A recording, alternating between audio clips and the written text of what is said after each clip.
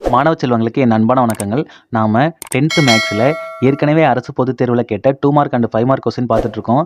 இப்போ யூனிட் 4ல் வடிவியல் பாடத்தில் முக்கியமாக 3 தேற்றங்கள் இருக்குங்க. அந்த 3 தேற்றங்களில் ஏற்கனவே 2 தேற்றம் பார்த்தாச்சு. இப்போ தேற்றம் 3 பார்க்க போகிறோம். இந்த 3 தேற்றங்களை நம்ம பார்த்துட்டோம்னா கண்டிப்பாக 5 மார்க் உறுதிங்க. அதனால் இந்த கொஸ்டினை நல்லா பார்த்துட்டு ஒரு தடவை எழுதி பார்த்துட்டிங்கன்னா உங்களுக்கு மறக்கவே மறக்காதுங்க. தேற்றம் 3, கோண இருசமவெட்டி தேற்றம். இந்த நேம்லேயே இருக்குது பாருங்களேன். கோணத்தை இரு சம பாகங்களாக வெட்டி அதில் கிடைக்கக்கூடிய ரிசல்ட்டை ப்ரூவ் பண்ணுறாங்க. அதனால தான் இது கோண இரு சமவெட்டி தேற்றம் சொல்கிறாங்க. வாங்க கூட்டுற பார்க்கலாம். ஒரு முக்கோணங்கிறது இங்கே ஏபிசி அப்படிங்கிற ஒரு முக்கோணத்தை நம்ம எடுத்துக்கிறோம்.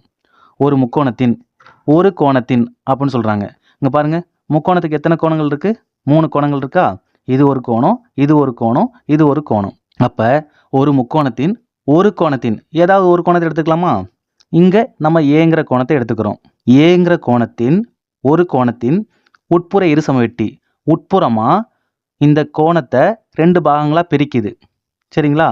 ஒரு கோணத்தின் உட்புற இருசமவெட்டியானது அக்கோணத்தின், நம்ம எடுத்துக்கிட்ட கோணம் என்னது?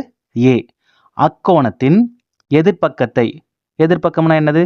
இங்கே பாருங்க, இந்த பக்கம் எதிர்பக்கத்தை உட்புறமாக நம்ம எடுத்துக்கிட்டோம்லங்க அந்த கோணம், அந்த கோணத்தின் அடங்கிய பக்கங்களின் விகிதங்களிலே பெருக்கிதான். பாருங்க, இந்த கோணம் எந்த பக்கத்தில் இருக்கு? ஏபிங்கிற பக்கமும் ஏசிங்கிற பக்கமும் உருவாக்குறது தான் இந்த ஏங்கிற கோணம். இப்போ நம்ம ப்ரூவ் பண்ண வேண்டியதுன்னு பார்த்தீங்கன்னா, ஏங்கிற கோணத்தை எந்த பக்கம் உள்ளடக்கி இருக்கு?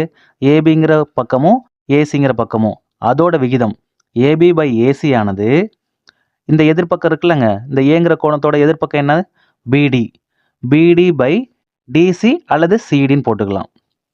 இது ரெண்டும் சமம்னு சொல்லி நம்ம ப்ரூவ் பண்ணணும். ஓகேங்களா? வாங்க ப்ரூஃபை பார்க்கலாம். இங்கே கொடுக்கப்பட்டது என்ன?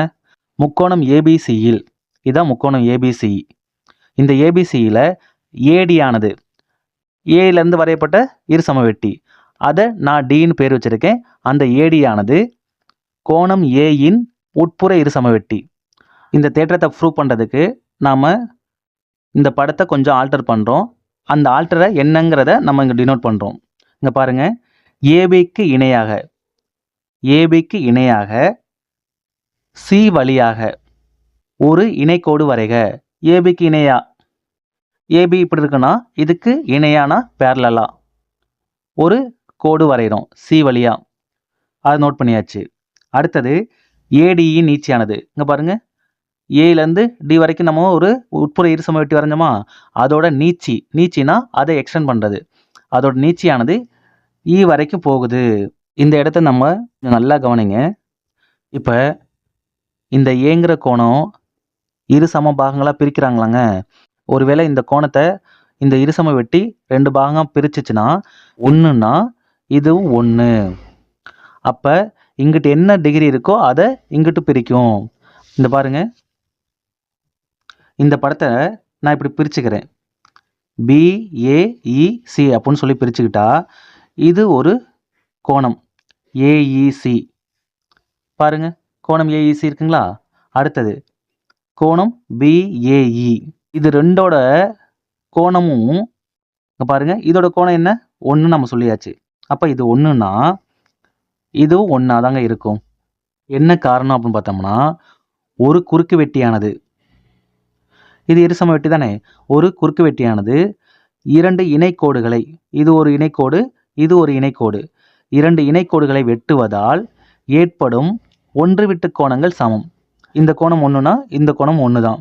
அப்போ கோணம் ஏஇசி கோணம் பிஏஇ 1.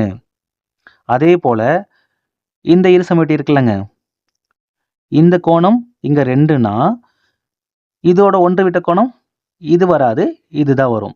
ஏன்னா ஒன்று விட்ட கோணங்கள்லாம் நேருக்கு நேராக இல்லாமல் அதுக்கு பக்கத்தில் இருக்கிறதா இருக்கும். சரிங்களா? அப்போ இதுவும் 2. அதனால் ஏபிடியோட மதிப்பும் இசிடியோட மதிப்பும் 2. என்ன காரணம்னா அதே காரணம்தான், ஒன்று விட்ட கோணங்கள் சமம் அப்படிங்கிற காரணத்தினால இதோட கோணத்தை நம்ம 2 நோட் பண்ணிக்கிறோம். இந்த 1 2ங்கிறது நம்ம டிகிரியை அடையாளப்படுத்துறதுக்காக மட்டுமே. முக்கோணம் ஏசிஇ என்பது இருசமபக்க முக்கோணம். என்ன காரணம் பார்த்தீங்கன்னா இங்கே பாருங்க கோணம் சிஏஇ என்ன சிஏஇ இது ஒன்றுங்களா. அடுத்தது கோணம் சிஇஏ சிஇஏ இது ஒன்றுங்களா. அப்போ 2 ஆங்கிள் சமமாக இருந்துச்சுன்னா அது இருசமபக்க முக்கோணம். அப்போ ஏசியும் சிஇயும் சமம். AC equal to CE. இந்த ஏசி ஈக்குவல் டு சிஇயை 1ன்னு வச்சுக்கோங்க.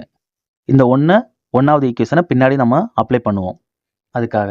இப்போ இந்த ஏபிடி இருக்குல்லங்க, இந்த முக்கோணம் ஏபிடியும் இந்த முக்கோணம் இசிடி இருக்குல்ல, இந்த 2 முக்கோணமும் வடிவொத்தவை ட்ரையாங்கிள். அப்போ நம்ம என்ன பண்ணலாம், இது ரெண்டும் சிமிலர் ட்ரையாங்கிள்னு நோட் பண்ணிவிட்டு அதோட ரூலை அப்ளை பண்ணலாமா. ஏற்கனவே தெரியும், வடிவொத்தவையாக இருந்துச்சுன்னா பாருங்கள், மொதல் 2 ஏபி டிவைடட் பை இந்த மொதல் 2 இசி அல்லது சிஇ ஈக்குவல் டு 2 3 பிடி டிவைடட் பை இந்த 2 3 சிடி. இப்போ இந்த சிஇ இருக்குல்லங்க, ஈக்குவேஷன் 1 பயன்படுத்தி இந்த சிஇக்கு பதிலாக ஏசின்னு போடலாமா. ஏபி அது அப்படியே தான் வச்சுருக்கோம்.